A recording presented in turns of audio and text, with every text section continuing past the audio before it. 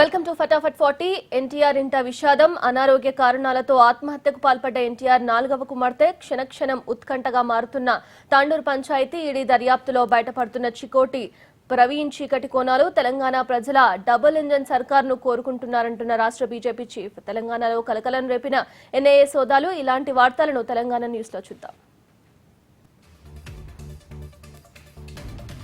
ఎన్టీఆర్ 4వ కుమార్తె ఉమామహేశ్వరి ఆత్మహత్యకు పాల్పడ్డారు. అనారోగ్య సమస్యలతో ఆమె ఆత్మహత్య చేసుకున్నట్లు పోలీసులు ప్రాథమికంగా గుర్తించారు. జూబ్లీహిల్స్ లోని ఆమె నివాసంలో ఉన్న బెడ్రూమ్ లో ఉమామహేశ్వరి ఫ్యాన్ కు ఉరివేసుకుని ఆత్మహత్య చేసుకున్నారు. అనారోగ్యంతో బాధపడుతున్న ఆమె కొన్ని నెలలుగా చికిత్స తీసుకుంటున్నారు.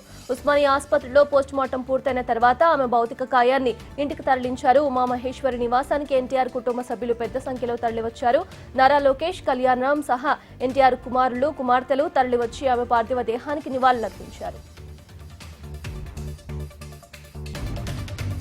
తాండూరు రాజకీయాలు క్షణక్షణం ఉత్కంఠగా మారుతున్నాయి. MLA pilot Rohit Reddy, MLC పట్నం మహేందర్ రెడ్డి మధ్య పొలిటికల్ వార్ రోజురోజుకు ముదురుతోంది. గత మున్సిపల్ ఎన్నికల సమయంలో ఒప్పందం చేసుకున్నారు. సగం పదవీ కాలం పూర్తయినందున మున్సిపల్ చైర్పర్సన్ రాజీనామా చేయాలంటున్నారు MLA pilot Rohit Reddy. August 1న రాజీనామా చేయాల్సిందేనని రోహిత్ రెడ్డి డెడ్లైన్ విధించారు. అయితే ఎమ్మెల్సీ పట్నం మహేందర్ రెడ్డి చెప్పే వరకు రాజీనామా చేసే ప్రసక్తే లేదంటున్నారు Tandur municipal chairman. MLA pilot Rohit Reddy విధించిన డెడ్లైన్ నేటితో ముగియనుంది. తాండూరు రాజకీయాలు నివురుగప్పిన నిప్పులా మారడంతో ఏ క్షణంలో ఏం జరుగుతుందో అన్న ఉత్కంఠ నెలకొంది. ఈ నెల 7న జాతీయ చేనేత దినోత్సవం సందర్భంగా మంత్రి కేటీఆర్ నేతన్న బీమా పథకం ప్రారంభించనున్నారు. దేశంలో ఎక్కడా లేని విధంగా తొలిసారిగా తెలంగాణ రాష్ట్రంలోనే నేత కార్మికుల కోసం బీమా పథకాన్ని ప్రారంభించనున్నారు. రైతు బీమా మాదిరే నేతన్నకు సైతం బీమా అందనుంది. ఈ పథకం ద్వారా రాష్ట్రంలోని సుమారు 80,000 మంది నేత కార్మికులకు లబ్ధి చేకూరనుంది. 60 సంవత్సరాల లోపు ఉన్న ప్రతి నేత కార్మికుడు ఈ పదవికి అర్హుడు కాగా దురదృష్టవశాత్తు మరణిస్తే 5 లక్షల బీమా పరిహారం అందుతుంది. నేతన్న రైతు బీమా పథకాన్ని మంత్రి కేటీఆర్ ప్రారంభించనున్నారు. సమాచారంతో రాష్ట్రంలోని చేనేతలంతా ప్రభుత్వానికి కృతజ్ఞతలు చెబుతున్నారు. రైతుల మాదిరిగానే తమకు బీమాను అందజేయడం సంతోషంగా ఉందన్నారు.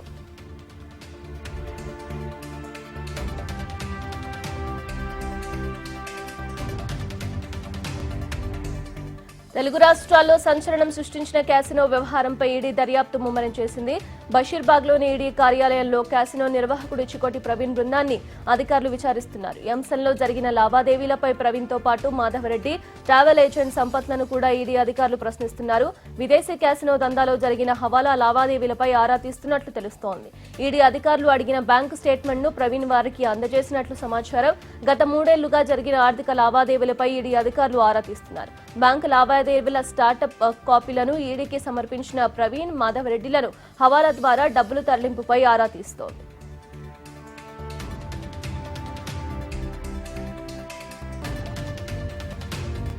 తెలుగు రాష్ట్రాల మధ్య కృష్ణా పంచాయతీకి ఫుల్ స్టాప్ పడడం లేదు. నీటి విడుదలపై 2 రాష్ట్రాల మధ్య ఉన్న వివాదాల గురించి టీడీపీ ఎంపీ కనకమేడల రవీంద్ర కుమార్ అడిగిన ప్రశ్నకు రాజ్యసభ కేంద్ర జలశక్తి శాఖ మంత్రి షెకావత్ రాతపూర్వక సమాధానమిచ్చారు.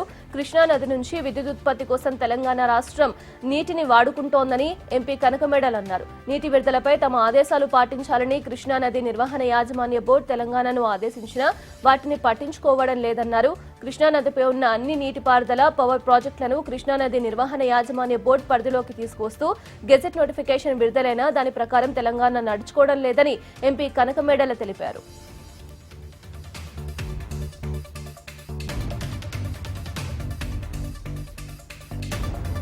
తెలంగాణ డబుల్ ఇంజన్ సర్కారు కోరుకుంటున్నారని రాష్ట్ర బీజేపీ రాష్ట్ర అధ్యక్షుడు బండి సంజయ్ అన్నారు. ప్రజల సమస్యలను క్షేత్రస్థాయిలో తెలుసుకునేందుకు చేపట్టిన ప్రజా సంగ్రామ యాత్ర ఇప్పటికే 2 సార్లు సక్సెస్ అయిందని, 3వ విడత యాత్ర రేపు మంగళవారం ప్రారంభించనున్నట్లు బండి సంజయ్ తెలిపారు. ఈ యాత్ర యాదాద్రి నుంచి మొదలై 5 జిల్లాలు, 12 శాసనసభ స్థానాల్లో కొనసాగుతుందన్నారు. బాసర ఐఐటి విద్యార్థులు ఎన్నో ఇబ్బందులు పడుతున్నా అవి సీఎం కేసీఆర్ కు పట్టవా అని ప్రశ్నించారు. స్కూళ్లలో నాసిరకం భోజనం పెడుతున్న కాంట్రాక్టర్లపై ఎందుకు చర్యలు తీసుకోవడం లేదని బండి సంజయ్ ప్రశ్నించారు. విద్యార్థుల కోసం ఎవరు వెళ్లినా అరెస్టులు చేయడం సమంజసం కాదన్నారు బండి సంజయ్.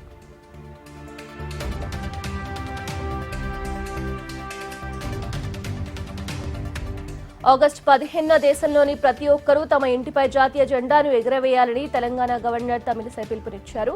ఆజాదీ కా అమృత్ మహోత్సవ్లో భాగంగా రాజ్ భవన్ స్కూల్లోని విద్యార్థులకు జాతీయ జెండాలతో పాటు పుస్తకాలను పంపిణీ చేశారు గవర్నర్. హర్ ఘర్ తిరంగా కార్యక్రమంలో భాగంగా ఆగస్టు 15న ప్రతి ఒక్కరూ తమ ఇంటిపై జెండాను ఎగురవేసి దేశభక్తిని చాటాలని పిలుపునిచ్చారు. ప్రతి ఒక్కరిలో జాతీయ భావన పెరగాలనే ఉద్దేశంతోనే ఈ కార్యక్రమాన్ని కేంద్రం చేపట్టినట్లు తెలిపారు గవర్నర్ తమిళిసై. రాజ్ భవన్లోని స్కూల్లో సందర్శించిన గవర్నర్ విద్యార్థులు జరుగుతున్న విద్యాబోధన గురించి ఆరా తీశారు. సమయానికి టీచర్లు వస్తున్నారా, విద్యాబోధన ఎలా జరుగుతుంది అంటూ స్టూడెంట్స్ ని అడిగి తెలుసుకున్నారు గవర్నర్.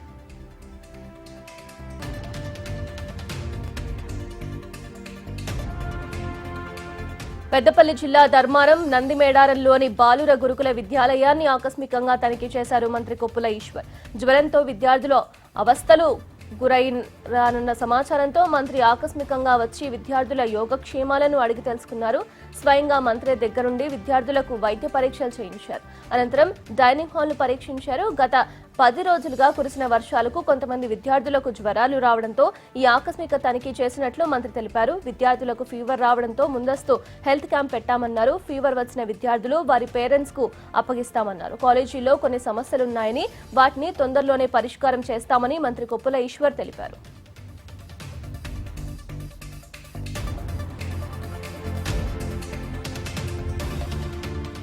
సికింద్రాబాద్ రైల్వే అల్లర్ల కేసులో ఆర్మీ రిక్రూట్మెంట్ అభ్యర్థులకు బెయిల్ మంజూరు చేసింది తెలంగాణ హైకోర్టు. ఆర్మీ అభ్యర్థుల తరలింపు TPCC chief Revanth Reddy bail petition దాఖలు చేయగా 16 మంది ఆర్మీ అభ్యర్థులకు షరతులతో కూడిన బెయిల్ మంజూరు చేసింది ధర్మాసనం. 20,000 రూపాయలు ఇద్దరు వ్యక్తుల పూచీకత్తు సమర్పించాలని హైకోర్టు ఆదేశించింది. సైన్యంలో నియామకాల కోసం కేంద్రంగా కొత్తగా తెచ్చిన అగ్నిపథ్పై ఆర్మీ అభ్యర్థులు ఆగ్రహంతో రగిలిపోయారు. అగ్నిపథ్ను వ్యతిరేకిస్తూ సికింద్రాబాద్ రైల్వే స్టేషన్లో బోగీలకు నిప్పు పెట్టి రైల్వే ఆస్తులను ఆర్మీ అభ్యర్థులు నష్టపరిచారు. సైన్యంలో నియామకాల కోసం కేంద్రం కొత్తగా తెచ్చిన అగ్నిపథ్పై ఆర్మీ అభ్యర్థులు ఆగ్రహంతో రగిలిపోయి బోగీలకు నిప్పు పెట్టిన ఘటనలో పలువురిని పోలీసులు అరెస్ట్ చేశారు.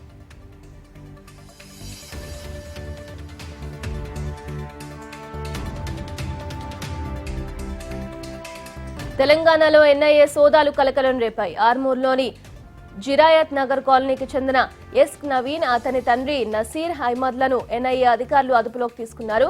వారిద్దరి బ్యాంకు ఖాతాల్లో అనుమానిత లావాదేవీలు జరిపారని, విదేశాల నుంచి నగదు బదలాయింపు జరిగినట్లు అధికారులు గుర్తించారు. ఉగ్రవాద సంబంధాల కోణంలో వారిని అదుపులోకి తీసుకుని హైదరాబాద్ కు తరలించారు.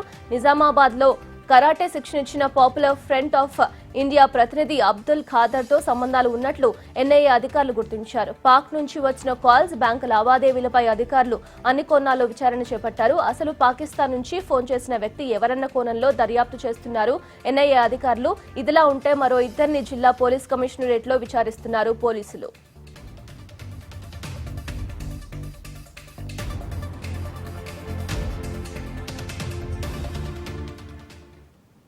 పేదింటి వారందరికీ ఇళ్లను కేటాయిస్తామంటున్న సీఎం జగన్. పోలవరం ప్రాజెక్టును చంద్రబాబు ఓ ఏటీఎంగా వాడుకున్నారని ఆరోపిస్తున్న మంత్రి రోజా, తబాకాల పేరుతో ప్రకృతిని నాశనం చేస్తున్నారని ఫైర్ అవుతున్న సిపిఐ నారాయణ. ఏపీలో ఉత్సాహంగా ఆజాదీ కా అమృత్ కార్యక్రమం. ఇలాంటి వార్తలను ఏపీ న్యూస్ లో చూద్దాం. నవరత్నాలు పేదలందరికీ ఇళ్ల కార్యక్రమంపై సీఎం జగన్ రివ్యూ నిర్వహించారు. గృహ నిర్మాణం వేగవంతంగా ముందుకు సాగాలని అధికారులకు సూచించారు. నవరత్నాలు పేదలందరికీ ఇళ్ల కార్యక్రమానికి అత్యంత ప్రాధాన్యత ఇవ్వాలన్నారు సీఎం జగన్. చేసిన పనులకు నిధులు కూడా సక్రమంగా విడుదల చేస్తున్నామని, విశాఖలో ఇచ్చిన ఇళ్ల నిర్మాణం పనులు కూడా వేగంగా జరగాలని ఆదేశించారు. ఇళ్ల నిర్మాణంతో పాటు కాలనీల్లో సమాంతరంగా మౌలిక సదుపాయాల కల్పనపై దృష్టి పెట్టాలని అధికారులను ఆదేశించారు సీఎం జగన్. డ్రైనేజీ, నీళ్లు, కరెంటు, మౌలిక సదుపాయాలను కల్పించాలని అధికారులను ఆదేశించారు సీఎం జగన్. పేదలకు అందాల్సిన ఇళ్లను త్వరగా నిర్మాణం పూర్తి చేసి వారికి అందజేయాలని అధికారులకు సూచించారు జగన్.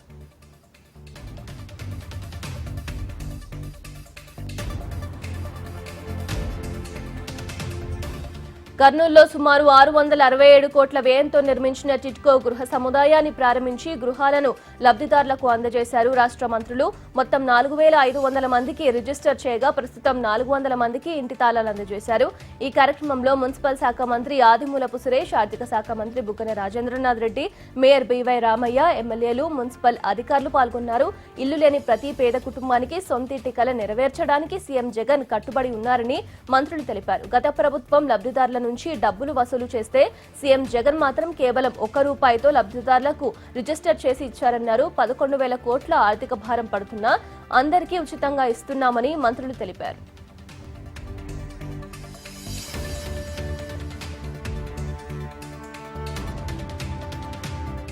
పోలవరాన్ని చంద్రబాబు ఒక ఏటీఎంలా వాడుకున్నారని ఆరోపించారు మంత్రి రోజా.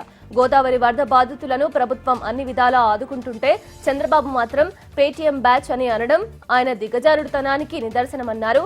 R&R ప్యాకేజీ రాకుండా పోవడానికి చంద్రబాబు చేతగారితనమే కారణమని మండిపడ్డారు రోజా.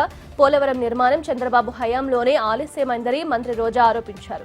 తమ ప్రభుత్వం అధికారంలోకి వచ్చిన తర్వాత ప్రాజెక్టు నిర్మాణ పనులు వేగంగా కొనసాగుతున్నాయని మంత్రి రోజా స్పష్టం చేశారు. త్వరలోనే ప్రాజెక్టు నిర్మాణాన్ని పూర్తి చేసి జాతికి అంకితం చేస్తామన్నారు మంత్రి రోజా.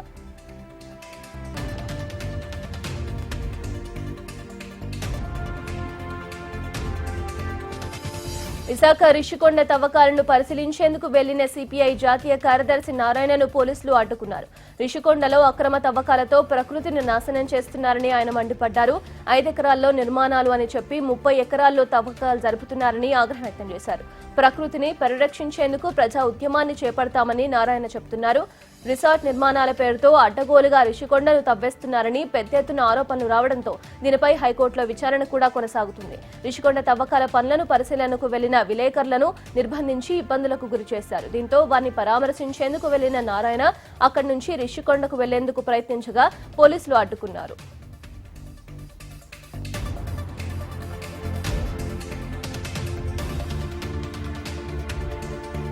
తమ సమస్యలను పరిష్కరించాలని కోరుతూ కోనసీమ జిల్లా అమలాపురం టిట్కో గృహ లబ్ధిదారులు జిల్లా కలెక్టర్కు వినతి పత్రాన్ని అందజేశారు. బోడసకుర్ర టిట్కో గృహాలు రిజిస్ట్రేషన్ పూర్తయిన లబ్ధిదారులకు వెంటనే గృహాలను అప్పగించాలని జిల్లా కలెక్టర్ హిమాంశును కోరారు. ఇల్లు ఇవ్వకపోయినా రుణ వాయిదా సొమ్ము చెల్లించాలని బ్యాంకు నుంచి మెసేజ్లు వస్తున్నాయని కలెక్టర్కు వివరించారు. ఇల్లు కేటాయించక ముందే వాయిదాలు చెల్లించాలనడం ఎంతవరకు సబబు అని బాధితులు ప్రశ్నిస్తున్నారు. చంద్రబాబు హయాంలో గృహాలు 90% పూర్తయి 3 ఏళ్లు కావస్తున్నా లబ్ధిదారులకు గృహాలను కేటాయించలేదన్నారు. 4 ఏళ్లు ఇలాగే గడిపేస్తారని తాము ముందే ఊహించామని, అది ఇప్పుడు నిజమవుతుందని బాధితులు ఆరోపిస్తున్నారు.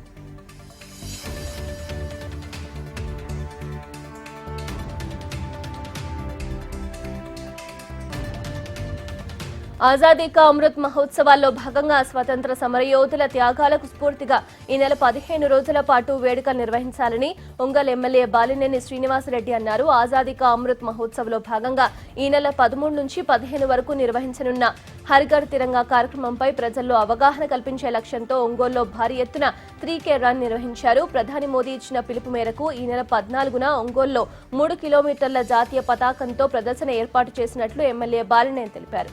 ఈ కార్యక్రమాల్లో అన్ని వర్గాల ప్రజలను భాగస్వామ్యులను చేస్తున్నామన్నారు.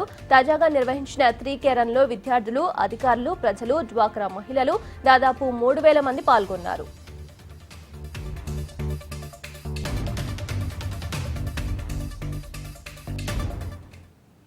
మాదాపూర్ కాల్పుల కేసులో తెరపైకి కొత్త కోణాలు. అనంతపురాన్ని అతలాకుతలం చేసిన కుండపోత బాణాలు. చిన్నారిని చంపిన చైన్ స్నాచర్లు కాదు, కన్నతల్లే హంతకురాల్ని తేల్చిన పోలీసుల కూంబింగ్లో మావోయిస్టు ప్రభావిత ప్రాంతాల్లో టెన్షన్ వాతావరణం. వరద పోటెత్తిన నంద్యాలలో ఆగని పెళ్లి తంతు. ఇలాంటి వార్తలను లోకల్ న్యూస్ లో చూద్దాం. అనంతపురం జిల్లాలో కుండపోతగా వర్షాలు కురుస్తున్నాయి. భారీ వర్షాలతో కళ్యాణదుర్గం రెవెన్యూ డివిజన్ తడిసి ముద్దైంది. తుందుర్బి, కంబదూరు మండలాల్లో అత్యధిక వర్షపాతం నమోదు కావడంతో పలు గ్రామాల్లో వాగులు, వంకలు పొంగి పొర్లుతున్నాయి. సెంటర్ మండలంలోని పలు కాలనీలు జలదిగ్బంధంలో చిక్కుకున్నాయి. వర్షం ధాటికి పలు గ్రామాల మధ్య రాకపోకలు నిలిచిపోయాయి. కొండాపురం గేటు వద్ద వరద నీరు ఉధృతంగా ప్రవహిస్తుండటంతో కొండాపురం గ్రామంతో పాటు పలు గ్రామాలకు రాకపోకలు పూర్తిగా నిలిచిపోయాయి. ఓ వ్యక్తి బైక్తో వాగు దాటే ప్రయత్నం చేయగా నీటి ప్రవాహం అధికమవడంతో బైక్ను నీటిలోనే వదిలేసి వెళ్లిపోయాడు. పలు గ్రామాల్లోని కాలనీలోకి వర్షపు నీరు చేరడంతో కాలనీ వాసులు ఇబ్బంది పడుతున్నారు.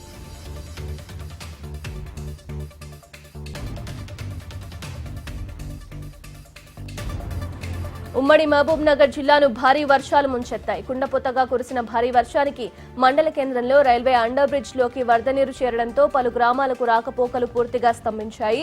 రైల్వే అండర్ బ్రిడ్జ్ వరద నీటితో నిండిపోవడంతో మల్లెపల్లి, ఉద్గానిపల్లి గ్రామాలకు రాకపోకలు నిలిచిపోయాయి. దీంతో స్థానిక ప్రజలు తీవ్ర ఇబ్బందులు పడుతున్నారు. మరోవైపు రైల్వే అధికారులు శాశ్వత పరిష్కారం దిశగా చర్యలు చేపట్టకపోవడంతోనే ఈ సమస్య వచ్చిందని స్థానికులు ఆరోపిస్తున్నారు. కొద్దిపాటి వర్షానికి రైల్వే అండర్ బ్రిడ్జ్ పూర్తిగా నిండిపోవడం నిత్యకృత్యమైపోయిందని గ్రామస్తులు చెబుతున్నారు. లోతట్టు ప్రాంతాల్లోకి భారీగా వరద నీరు వచ్చి చేరడంతో నిత్యావసరాలు తెచ్చుకునేందుకు గ్రామస్తులు నానా తంటాలు పడుతున్నారు.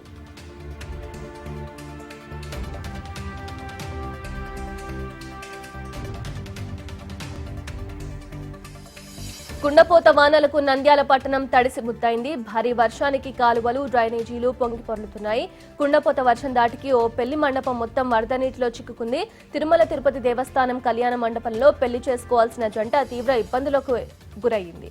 అయితే ఎన్ని ఆటంకాలు ఎదురైనా సరే పెళ్లి ఆగకూడదన్న ఆలోచనతో ఆగమేఘాలుగా ఏర్పాట్లు చేసుకున్నారు. వెంటనే స్థానికంగా ఉన్న 2 ట్రాక్టర్లను రప్పించి పెళ్లికి వచ్చిన బంధువులను చకచక మండపం దగ్గరకు తరలించారు. పెళ్లి తంతు ముగిసిన తర్వాత కూడా పెళ్లి కూతురు, పెళ్లి కొడుకు తరపు బంధువులంతా ట్రాక్టర్లోనే తిరిగి వెళ్లిపోయారు. భారీ వర్షం కురిసినా మొత్తానికి పెళ్లి ముగియడంతో బంధువులంతా సంతోషం వ్యక్తం చేస్తున్నారు.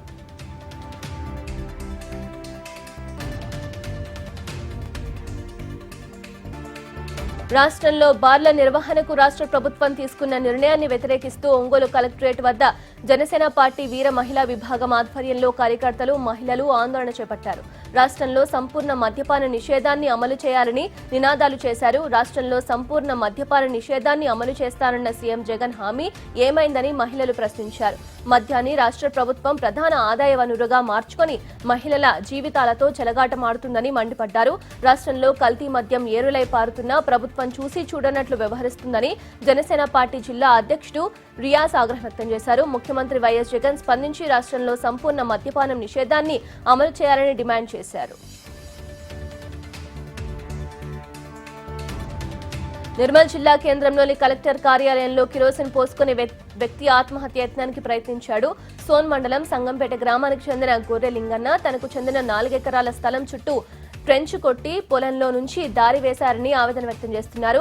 4 సంవత్సరాలుగా అధికారుల చుట్టూ తిరుగుతున్నా పట్టించుకోవడం లేదని ఆవేదన వ్యక్తం చేస్తున్నాడు. అయితే ఇవాళ ప్రజా ఫిర్యాదుల విభాగానికి వచ్చి కలెక్టర్ కార్యాలయం ఆవరణలో ఆత్మహత్య యత్నానికి పాల్పడ్డాడు. దీంతో అక్కడే ఉన్న పోలీసులు లింగన్నను అడ్డుకున్నారు. ఆ తర్వాత అతన్ని చికిత్స కోసం ఆసుపత్రికి తరలించారు. ఈ ఘటనతో కలెక్టర్ కార్యాలయ ఆవరణలో కొద్దిసేపు టెన్షన్ వాతావరణం నెలకొంది.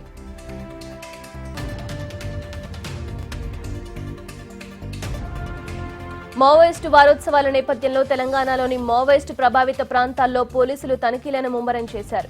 ముందస్తు చర్యల్లో భాగంగా మంచిర్యాల జిల్లా వెమ్మనపల్లి మండలంలోని వెమ్మనపల్లి, రాచర్ల, కల్లంపల్లి గ్రామాల్లో తనిఖీలను వేగవంతం చేశారు. ప్రాణహిత నది పరివాహక ప్రాంతాల్లోని ఫెరీ పాయింట్స్లను మంచిర్యాల డీసీపీ అఖిల్ మహాజన్, జైపూర్ ఏసీపీ నరేందర్ పరిశీలించారు. ఆ తర్వాత పోలీస్ మీకోసం కార్యక్రమాన్ని నిర్వహించి అక్కడి గ్రామాల్లోని ప్రజలకు అవగాహన కార్యక్రమాలను నిర్వహించారు. గ్రామాల్లో ఎవరైనా అనుమానాస్పదంగా కొత్త వ్యక్తులు కనిపిస్తే వెంటనే 100కు ఫోన్ చేయాలని సూచించారు. ఈ నెల 28 నుంచి వచ్చే నెల 3 వరకు మావోయిస్టు వారోత్సవాలు జరగనున్నాయి.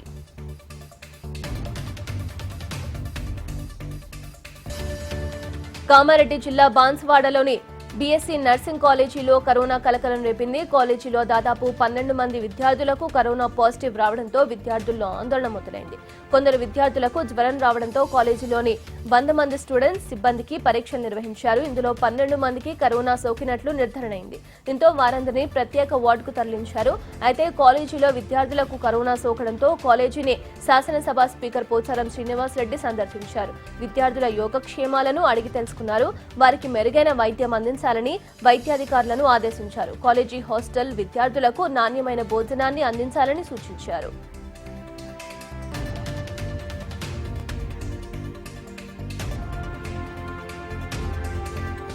ఇల్లు కోల్పోయిన రైల్వే నిర్వాసితులు తమకు పునరావాసం కల్పించాలని డిమాండ్ చేస్తూ భద్రాద్రి కొత్తగూడెం కలెక్టరేట్ ముందు వినూత్న నిరసన తెలిపారు. కొత్తగూడెం రైల్వే స్థలంలో ఇళ్లను కోల్పోయిన వారికి పునరావాసం కల్పించాలని సిపిఐ ఆధ్వర్యంలో కళ్లకు రిబ్బన్లు కట్టుకుని నిరసన తెలిపారు. గత 50 ఏళ్లుగా ఇల్లు కట్టుకుని ఉంటున్న పేదలు ఇళ్లను రైల్వే అధికారులు పునరావాస చర్యలు చేపట్టకుండా అన్యాయంగా కూల్చివేశారని ఆరోపించారు. అయితే ఇళ్లను కూల్చేసి ఏడాది గడుస్తున్నా నిర్వాసితుల గోడు మాత్రం ప్రభుత్వం పట్టించుకోవడం లేదని తీవ్రంగా విమర్శిస్తున్నారు. తక్షణమే రైల్వే సంస్థలో ఇళ్లను కోల్పోయిన నిర్వాసితులకు డబుల్ బెడ్రూమ్ ఇళ్లను కేటాయించి పునరావాసం కల్పించాలని డిమాండ్ చేశారు. లేకపోతే పెద్ద ఎత్తున ఉద్యమిస్తామని హెచ్చరించారు. పాత్రచాల్ భూ కుంభకోణంలో శివసేన ఎంపీ సంజయ్ రౌత్ మెడకు బిగుస్తున్న ఉచ్చు. దేశ రాజధాని ఢిల్లీకి వచ్చిన కొత్త పోలీస్ బాస్ ప్రాణాలు దక్కించుకునేందుకు ఆసుపత్రికి వస్తే చివరకు మంటల్లో చిక్కుకొని సజీవ దహనమైన 10 మంది రోగులు. టెలికాం చరిత్రలో మొదలైన సరికొత్త అధ్యయనం. ఉక్రెయిన్పై తగ్గేదే లే అంటూ మరింత దూకుడు పెంచిన రష్యా అధ్యక్షుడు పుతిన్. ఇలాంటి వార్తలను జాతీయ, అంతర్జాతీయ న్యూస్లో చూద్దాం. లోక్సభలో విపక్ష ఎంపీలపై విధించిన సస్పెన్షన్ను స్పీకర్ ఎత్తివేశారు. కాంగ్రెస్ ఎంపీలు మాణిక్యం ఠాకూర్, టీఎస్ ప్రతాపన్, జ్యోతిమణి, రమ్య హరిదాస్లపై విధించిన సస్పెన్షన్ను ఎత్తివేస్తున్నట్లు లోక్సభ స్పీకర్ ఓం బిర్లా ప్రకటించారు. కేంద్ర మంత్రి ప్రహ్లాద్ జోషి ప్రవేశపెట్టిన ప్రతిపాదనను సభ ఆమోదించింది. హౌస్లోకి ప్లకార్డులు తీసుకురాబోమని హామీ ఇచ్చిన తర్వాతనే స్పీకర్ ఈ నిర్ణయం తీసుకున్నారు. ధరల పెంపు, నిత్యావసరాలపై జీఎస్టీ వంటి వాటిని వ్యతిరేకిస్తూ గత వారం కాంగ్రెస్ సహా విపక్ష సభ్యులు స్పీకర్ పోడియం వద్దకు వెళ్లి ప్లకార్డులు ప్రదర్శించి నిరసన తెలిపారు. దీంతో సభా కార్యక్రమాలు నిలిచిపోయాయి. దీన్ని తీవ్రంగా పరిగణించిన స్పీకర్ సమావేశాలు ముగిసే వరకు 4 ఎంపీలను సస్పెండ్ చేశారు. అయితే ఎంపీలపై సస్పెన్షన్ను ఉపసంహరించుకున్న తర్వాత ధరల పెంపుపై చర్చ కొనసాగింది.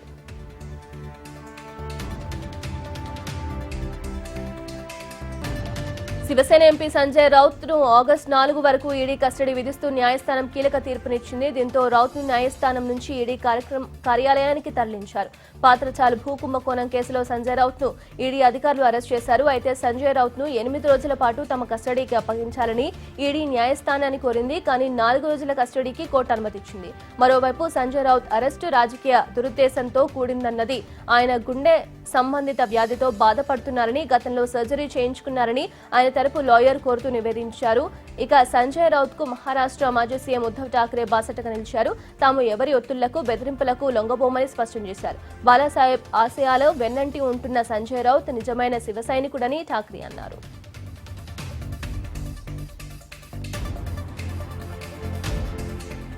ఢిల్లీ పోలీస్ కమిషనర్ గా సంజయ్ అరోరా బాధ్యతలు స్వీకరించారు. అరోరాది తమిళనాడు క్యాడర్. 1998వ బ్యాచ్ ఐపీఎస్ ఆఫీసర్. జూలై 31, 2025 వరకు ఆయన రిటైర్ కానున్నారు. జైపూర్లోని మాల్వియా నేషనల్ ఇన్స్టిట్యూట్ ఆఫ్ టెక్నాలజీలో ఎలక్ట్రికల్ ఇంజనీరింగ్ డిగ్రీ చేశారు.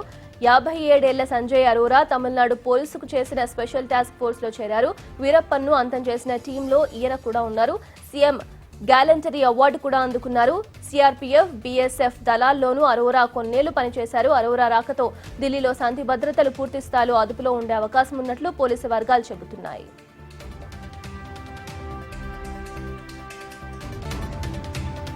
జమ్మూ కాశ్మీర్ ను కుండపోత వానలు వణికిస్తున్నాయి. ముఖ్యంగా పూంచ్ జిల్లాలో ఎడతెరిపి లేకుండా కురుస్తున్న వర్షాలతో వాగులు, వంకలు ఉధృతంగా ప్రవహిస్తున్నాయి.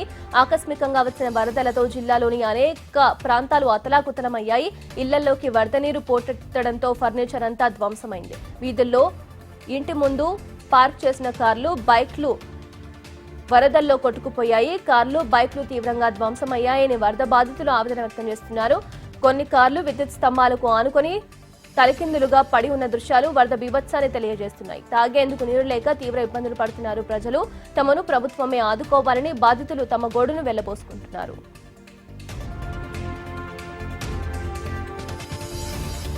దేశ టెలికాం చరిత్రలో సరికొత్త అధ్యాయం నమోదైంది. 5G స్పెక్ట్రమ్ సరికొత్త రికార్డులను సృష్టించింది.